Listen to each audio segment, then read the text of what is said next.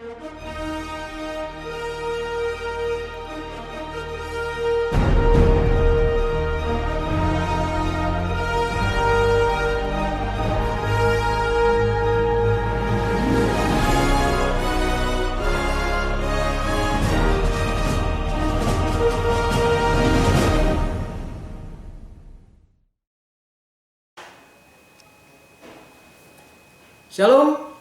teman-teman sekalian yang dikasih dalam Tuhan kita Yesus Kristus. Kembali lagi dalam video kali ini kita akan bersama-sama belajar PAK, Pendidikan Agama Kristen. Dan kali ini kita akan belajar di kelas 8 SMP. Sebelum itu mari kita satu dalam doa. Bapa dalam kerajaan surga, terima kasih Tuhan atas kesempatan pada hari ini kami akan belajar tentang agama Kristen. Biarlah Tuhan sendiri yang mau memimpin kami dari awal hingga akhir pelajaran ini. Kami berdoa dalam nama Yesus Kristus. Amin. Teman-teman sekalian yang dikasihi dalam Tuhan kita Yesus Kristus, sebelum kita lanjut dalam pelajaran kali ini, saya akan memperkenalkan buku yang akan saya pakai atau yang kita akan pakai, yaitu Pendidikan Agama Kristen dan Budi Pekerti. Seperti ini bukunya. Penerbitnya adalah BPK Gunung Mulia, dan kurikulum yang kita pakai adalah kurikulum 2013 edisi revisi.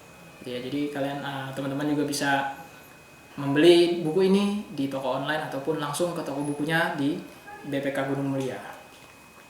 Baiklah, kita akan mulai pelajaran kali ini, yaitu dalam bab 1 semester ganjil ya teman-teman ya. Ini semester ganjil dulu.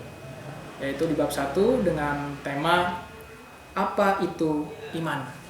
Sebelum kita lanjut dalam pelajaran kita akan membaca Alkitab sebagai landasan Alkitab, yaitu dari Injil Matius pasal 17 ayat 20. Injil Matius pasal 17 ayat 20. Ia berkata pada mereka, "Karena kamu kurang percaya. Sebab aku berkata padamu, sesungguhnya sekiranya kamu mempunyai iman sebesar biji sawi saja, kamu dapat berkata kepada gunung ini, pindah dari tempat ini ke sana, maka gunung ini akan pindah. Dan takkan ada yang mustahil bagimu." Inilah landasan Alkitab kita sekali lagi dari Injil Matius pasal 17 ayat yang ke-20. Kita akan mempelajari bab 1 kali ini, yaitu dengan tema apa itu iman. Jadi teman-teman sekalian yang dikasihi dalam Tuhan Yesus Kristus, dalam bab yang pertama ini terbagi dari 4 subbab. Yang pertama adalah iman menurut Perjanjian Lama, yang kedua adalah iman menurut Perjanjian Baru, yang ketiga iman adalah anugerah, dan yang terakhir nanti iman itu dinamis ya. Nah, kita akan mulai dari subbab yang pertama, yaitu iman menurut Perjanjian Lama. Iman menurut Perjanjian Lama di sini menggambarkan adalah suatu keadaan ketika seseorang memiliki rasa percaya diri untuk bersandar pada sesuatu atau seseorang yang dapat diandalkan karena dianggap benar. Jadi artinya di sini iman menggambarkan suatu keadaan seorang manusia atau sesuatu gitu yang bersandar kepada sesuatu atau seseorang. Jadi yang namanya iman itu dia mendasarkan atau bersandar pada seseorang yang memang dianggap percaya gitu ya. Lalu di sini ada beberapa kata dalam bahasa Ibrani yang menggambarkan kata iman itu sendiri atau arti kata iman. Yang pertama adalah emunah. Emunah di sini artinya kesetiaan. Dan kita nanti akan berdiskusi, atau mungkin teman-teman nanti akan berdiskusi apakah ada kaitannya antara iman dan kesetiaan. Itu dalam kitab Habakuk ya, Habakuk pasal 2 ayat 4. Jadi kata emunah yang dipakai di situ, kesetiaan. Lalu yang kedua adalah kal. Kal itu berarti menjadi teguh, mapan, setia, dianggap teguh dan dianggap benar atau percaya. Yang ketiga adalah aman, yang berarti memegang teguh janji. Aman di sini bukan security ya atau secure gitu ya, aman. Oh, ini kita rasa aman, bukan ya. Aman ini bahasa Ibrani yang berartinya iman juga, yaitu memegang teguh janji. Jadi kalau orang yang beriman itu dia adalah orang yang memegang teguh janjinya. Kalau dia sudah berjanji, dia pasti akan menepati.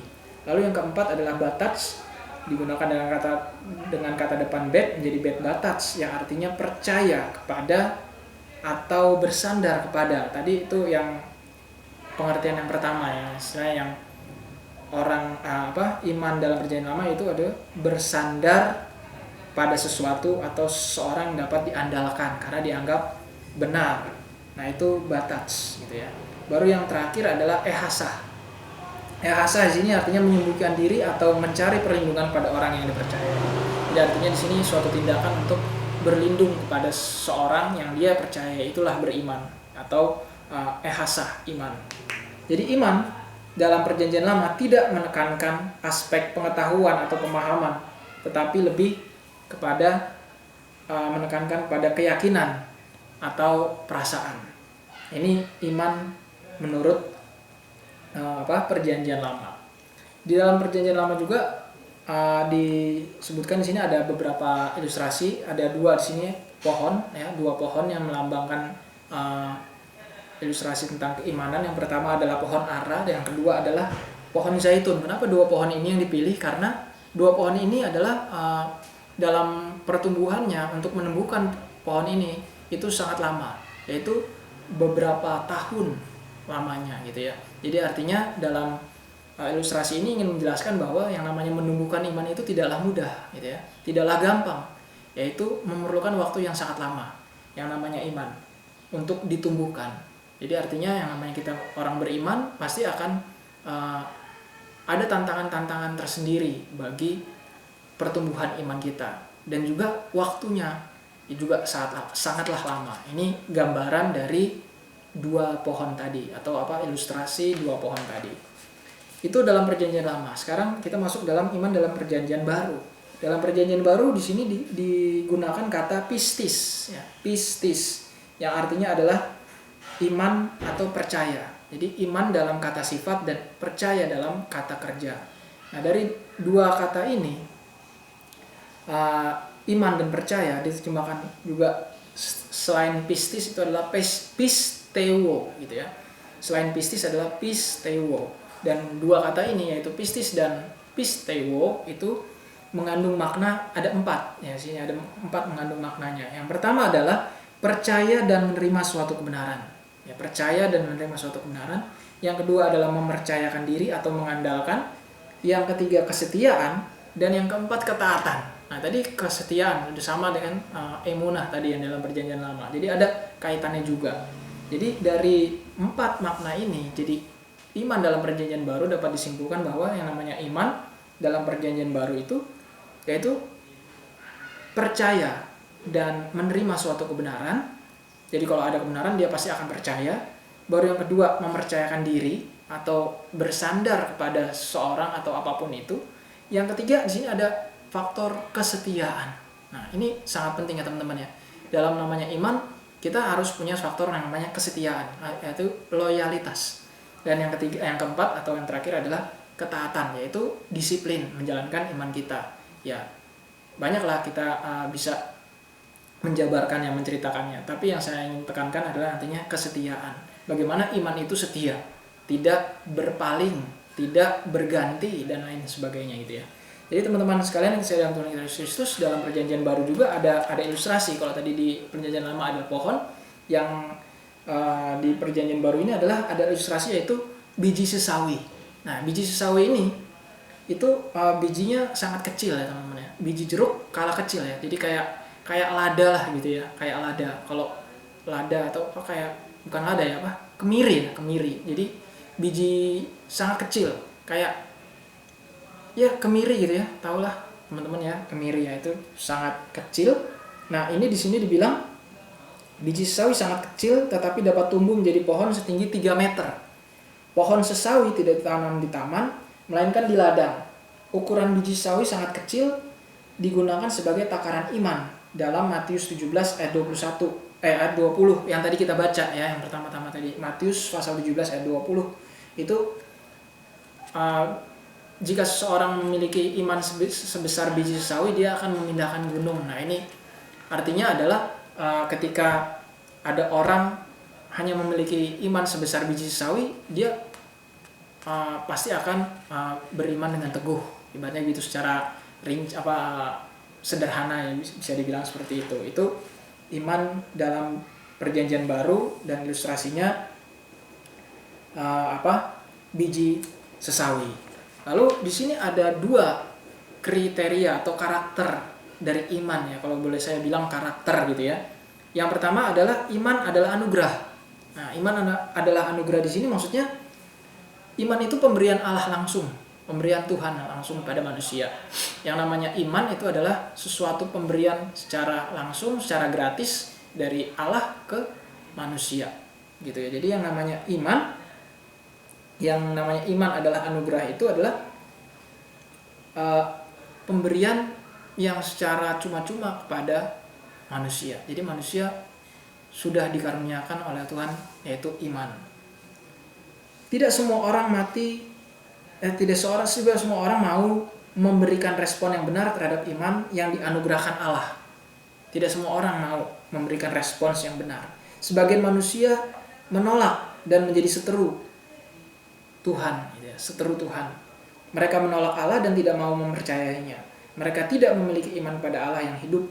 Sebagian orang meresponsnya sesuai dengan kebutuhannya. Saat memerlukan Allah, mereka tekun menaatinya, tetapi segera melupakan Allah saat kehidupannya senang dan berhasil. Nah, ini banyak yang terjadi ya. Kalau misalnya dia susah, dia pasti beriman. Tetapi begitu kehidupannya tidak berhasil, kehidupannya berhasil langsung meninggalkan Allah. Nah, ini sudah banyak terjadi seperti itu. Nah, apakah kita sebagai remaja Kristen kelas 8 SMP seperti itu? Beriman hanya membutuhkan saja, tidak beriman setelah kebutuhannya dipenuhi sudah tidak beriman lagi atau bagaimana? Nah, ini tergantung pada teman-teman sekalian. Lalu ada juga orang yang mengimani dan meyakini bahwa Allah adalah Tuhan yang esa, satu-satunya yang harus disembah. Hanya kepadanya lah manusia dapat menggantungkan seluruh kehidupannya. Kelompok orang ini adalah para penyembah Allah. Setiap saat mereka beriman teguh pada Allah dan meyakini bahwa Allah tidak pernah ingkar janji, dan mereka juga menyadari bahwa doa-doa mereka akan dikabulkan oleh Allah. Nah, jadi ada kelompok orang yang memang percaya dengan teguh, beriman dengan teguh pada Allah, meskipun dia susah, meskipun dia senang, meskipun dia berduka, meskipun dia suka, dan lain sebagainya. Dalam apapun, misalnya dia sakit, dia sehat, dia tetap percaya, dia tetap beriman teguh kepada Allah. Nah, apakah itu yang kita inginkan atau yang sebelumnya tadi? Ketika sakit baru beriman, ketika sembuh, ketika sehat tidak beriman. Nah, silakanlah kita memilih sendiri. Mudah-mudahan teman-teman tidak salah pilih ya. Lalu yang kedua adalah iman itu dinamis, ya. Iman itu dinamis. Yang namanya dinamis itu bergerak, bertumbuh. Seperti tadi ilustrasi pohon ara dan pohon zaitun.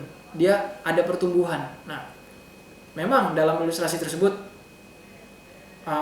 bertumbuhnya lama. Wajar seperti itu ya, lama bertumbuh. Yang namanya iman lama bertumbuh. Tetapi yang ditekankan di sini adalah iman itu dinamis bukan lamanya, tetapi kualitasnya. Kualitas iman itu. Kualitas iman bertumbuh, yang bertumbuh dan berkembang, dan suatu saat pastinya akan berbuah gitu ya. Nah, ini iman itu dinamis. Seberapa besar pertumbuhan kita, seberapa besar kualitas iman kita yang dinamis ini. Mungkin masih kelas 8 SMP, mungkin belum terlalu bertumbuh gitu ya, belum terlalu dinamis untuk bisa dibilang seperti itu. Tetapi sebagai remaja Kristen tidak perlu khawatir, tidak perlu ragu ya. Yang namanya dinamis haruslah berkembang terus gitu ya, dari waktu ke waktu. Ya, ini sekarang kelas 8, nanti kelas 9, kelas 10, kelas 11, kelas 12, perguruan tinggi dan lain sebagainya, pemuda dan juga nantinya akan dewasa. Itu bukan masalah waktu sebenarnya. Walaupun ada faktor itu, faktor waktu, tetapi yang di sini saya tekankan adalah faktor kualitasnya. Walaupun nantinya akan sudah dewasa, apakah kualitas iman kita sama pertumbuhannya dengan kedewasaan kita atau pertumbuhan umur kita? Belum tentu ya teman-teman ya.